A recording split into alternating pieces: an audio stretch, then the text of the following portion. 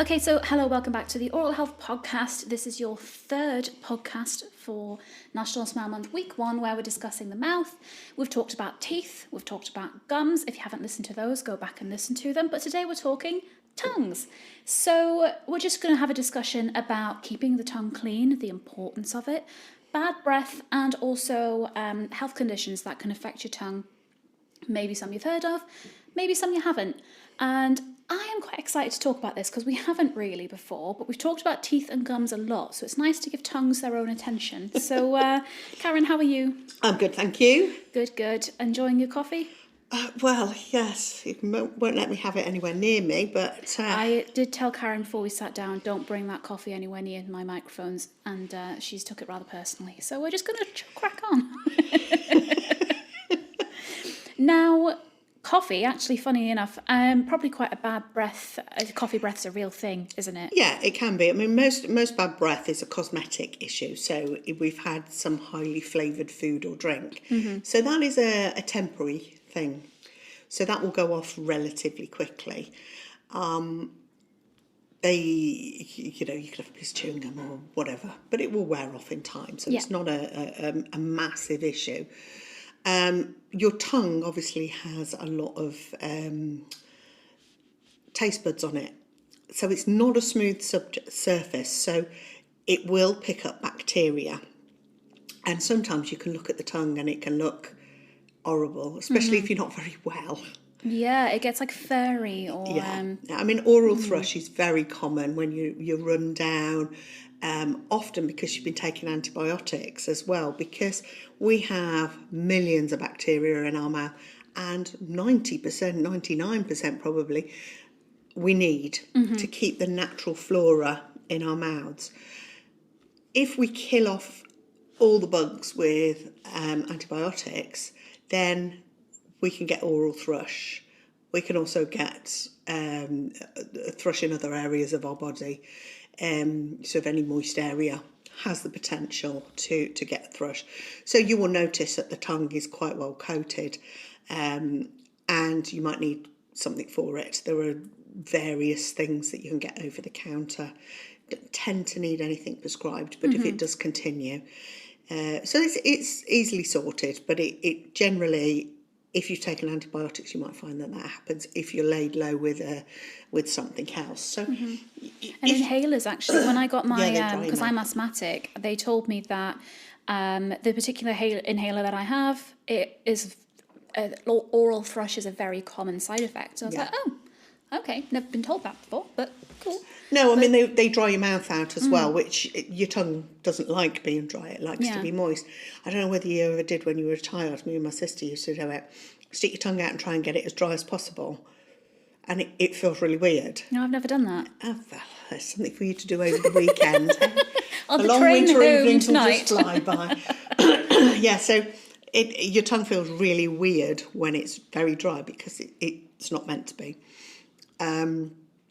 But there are many medications that cause dry mouth, dry tongue, that then can cause problems with your tongue. Your tongue feels massive when it's dry. Mm-hmm. It feels like it doesn't fit in your mouth. It doesn't belong to you. So it's not the most comfortable feeling.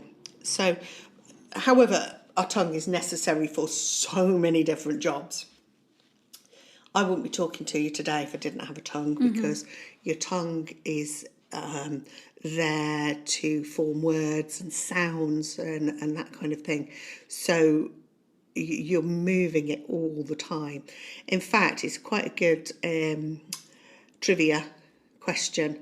It's the only muscle that's not attached at both ends. Oh. See? You and your fun facts. You see, I've got a few fun facts to regale you with later.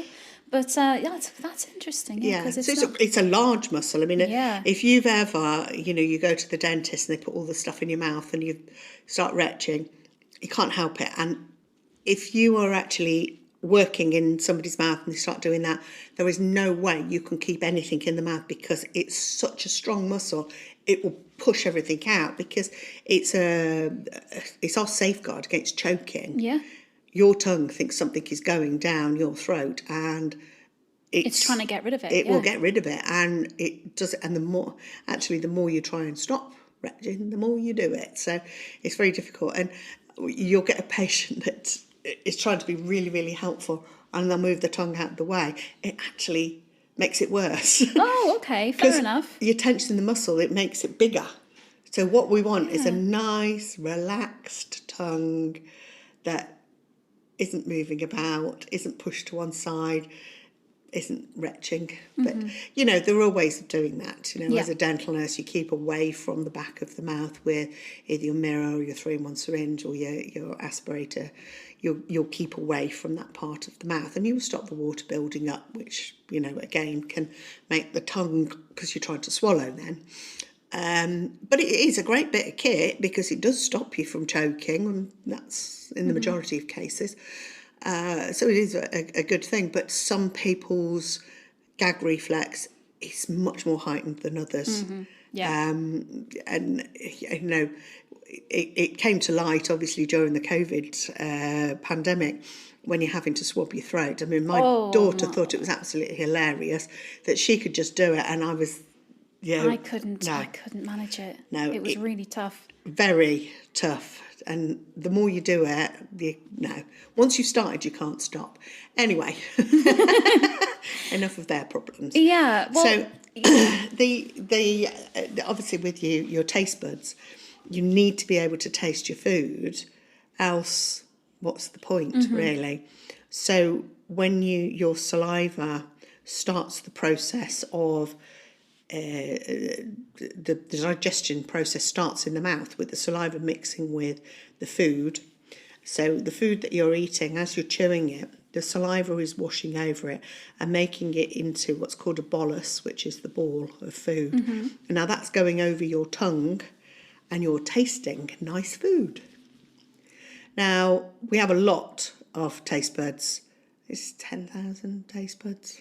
Something like that, yeah. And so different parts of the tongue, I don't know whether you remember at school. Well, there's not just a rumour of the sweet bit is at the front because you lick ice cream. And I have never, when they put different things in science, they put different things on your tongue, you're supposed to taste it in more areas. Yeah.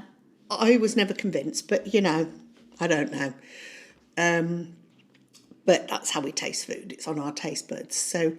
you can look and you can see them on your tongue. You can see everything that's happening there. They're replaced. They kind of slough off and you get some more. You do get less as you get older. So your sense of taste does go down. So you might need something stronger and stronger and stronger. Yeah. Maybe, when you're 93, you've got less than... You want a Vindaloo curry or something, maybe, you never know. But, so it's different.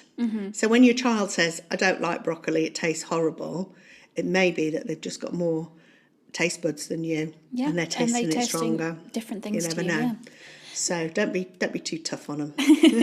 Now, with all those taste buds and all that gunk that can collect in between them and on them, and keeping your tongue clean is...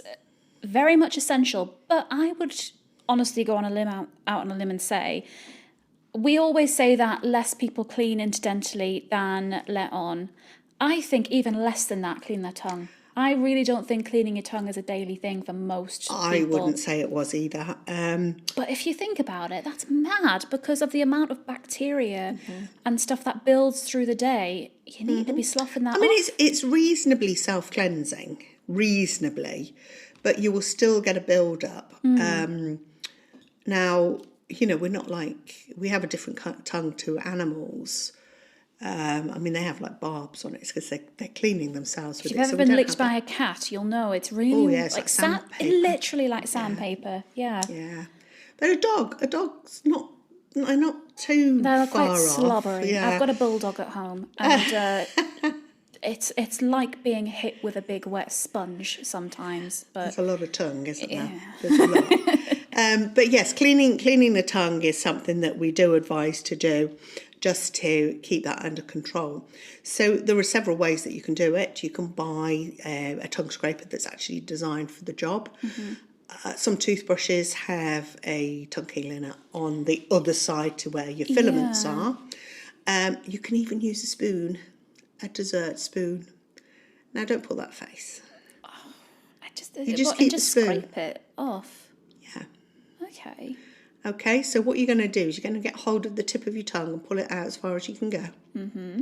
You're then going to use your tongue scraper, your back of your toothbrush, or you're going to use your spoon dome away from your tongue. So it's concave. So it's like, it's concave. And then you're going to pull that down your tongue and rinse.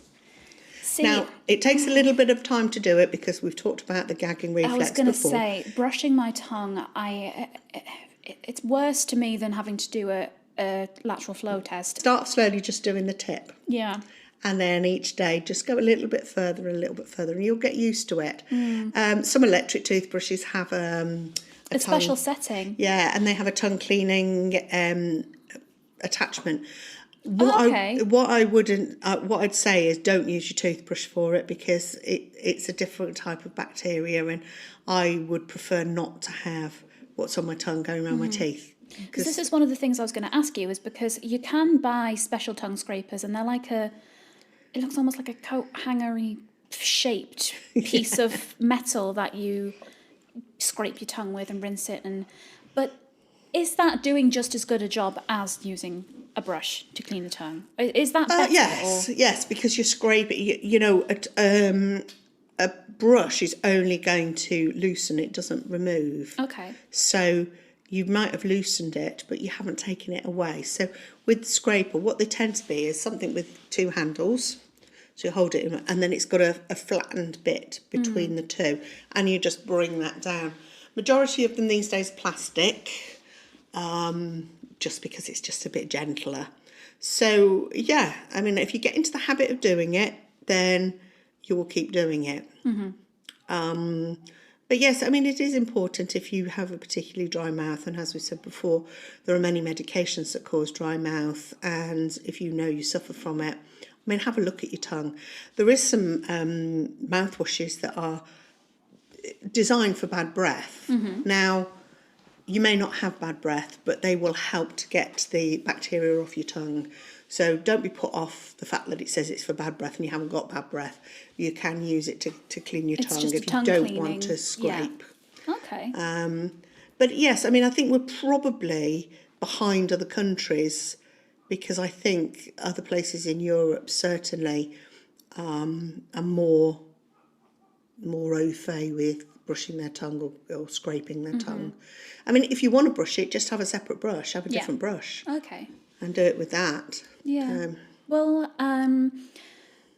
assuming that you've got a very clean tongue, there is still lots of other health conditions that can affect the tongue. So I'm going to talk through a few with you. We won't be able to talk about all of them because we're only a short form podcast. We won't be able to cover everything, but things like sores, ulcers, you can get things like geographic tongue, fissures on the tongue, lichen planus. Yeah, if I said that right. You have said that right. First time for everything. And yes, we'll get there in the end. Well, so I can't remember the actual name of this. Like a callus almost on the side of the tongue, like a white patch. Yes. Yeah. I mean, when you look at how your teeth come together, it is right by your tongue. Your tongue is quite a lazy organ.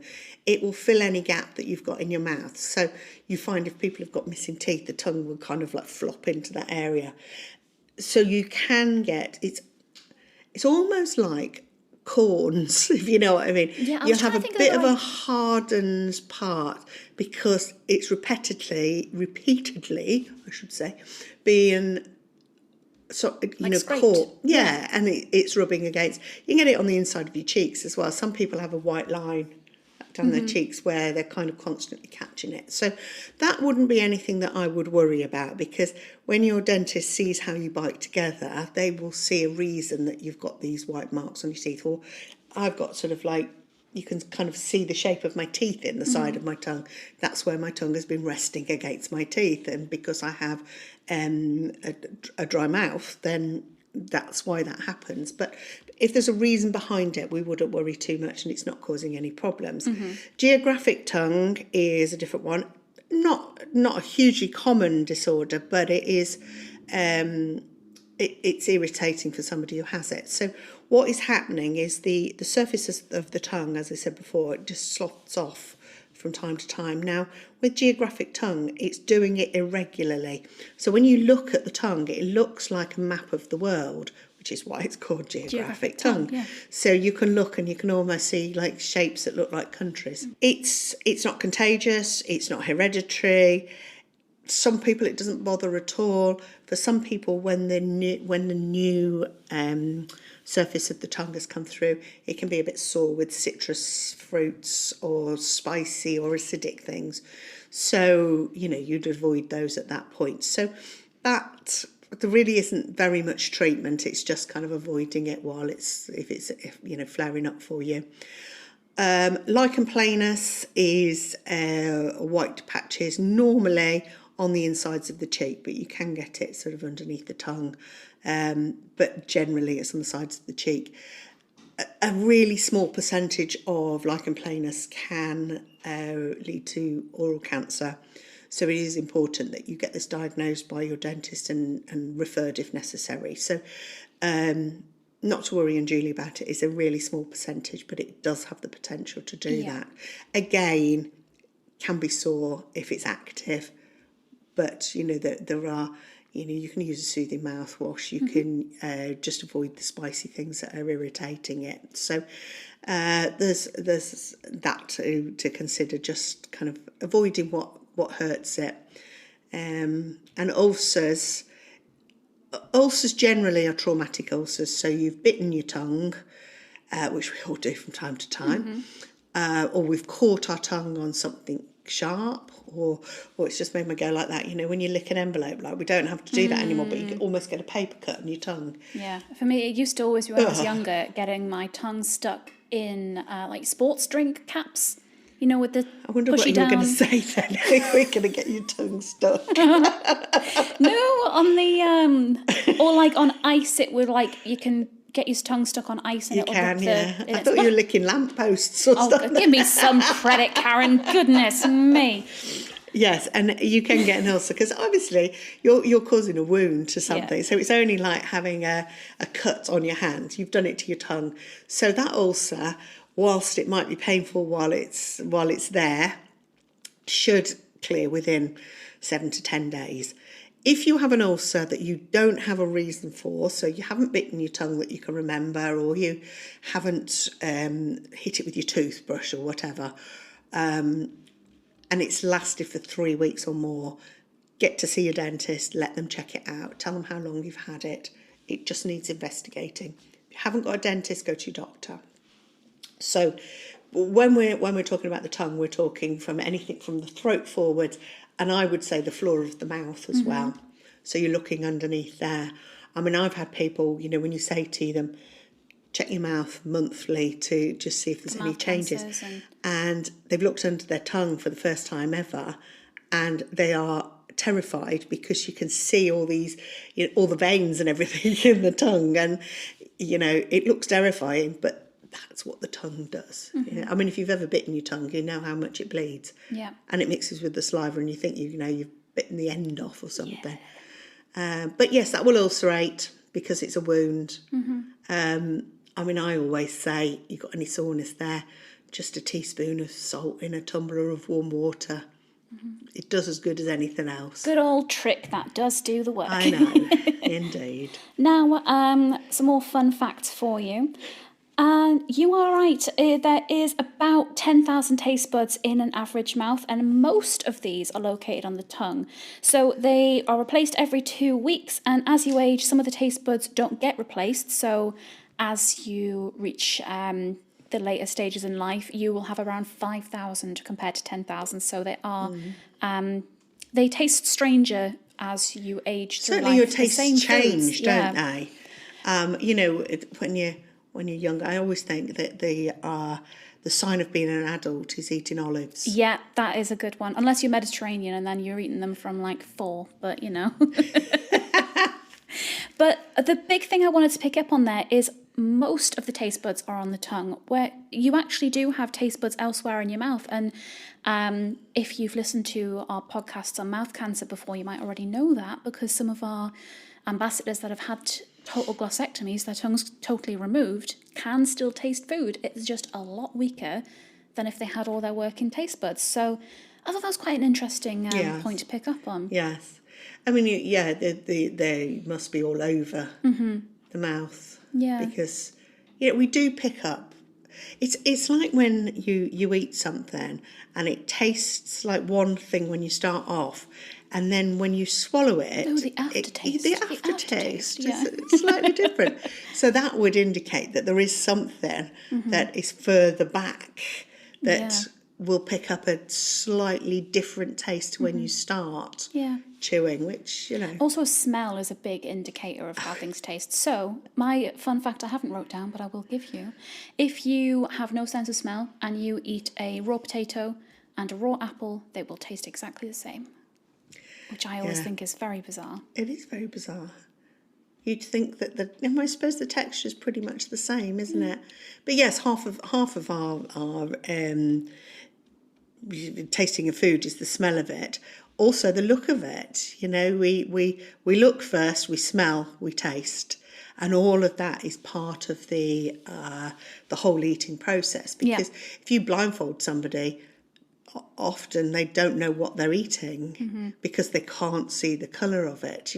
So if you change the colour of something, their brain is saying it's not what we think it is, and that will then sort of have an effect. Yeah. And Fun confuses. prank to play on someone, blindfold them, give them a glass peg of on orange. the nose. Give them a glass of orange juice and tell them that it's milk, and they'll spit it everywhere because they think it's milk that's gone sour. But that's a fun little prank if you want to trick someone. Another one here is, if you didn't have saliva, you wouldn't be able to taste anything at all. In order for the food to have taste, chemicals from the food must dissolve in the saliva. Once it's dissolved, those chemicals are detected by receptors on the taste buds. So, again, like when you're run down or you have a dry mouth, things do taste differently. Absolutely. And that's why. Yeah. I thought that was quite cool. Yeah. Yeah, and I'll rattle through the last two. So if you are an open mouth breather or sleeper, you're going to have to pay more attention to your tongue. And that's because bacteria tends to flourish on tongues that are either lacking in saliva or they're not properly cleaned. So that's why if you know you're more predisposed to a dry mouth, you need to pick up extra on the cleaning. I mean, there are products that you can use. If you wake up first thing in the morning, generally we have a drier mouth first thing in the morning anyway, because our saliva flow reduces by about 50% overnight. But if you've already got a dry mouth, that's going to be even drier. So you can use products. There are mouthwashes, gels, toothpastes, little tablets you can suck, chewing gum, all sorts of things that will moisten your mouth. So when you wake up in the morning, if you can have one of these rinses or use that toothpaste, you will actually get some moisture in your mouth, clean your tongue, you're ready for the day. Yeah, definitely. And now all this talk about dry mouth has given me a dry mouth, and so I'm going to go and have a drink. It's been really nice to talk to you, Karen. And Thank you. We'll be back next week. So the topic we're discussing next week is the daily routine. We're going to talk you through all different types of daily routines for all different types and ages of people. Should be really interesting. So we will see you again on Monday.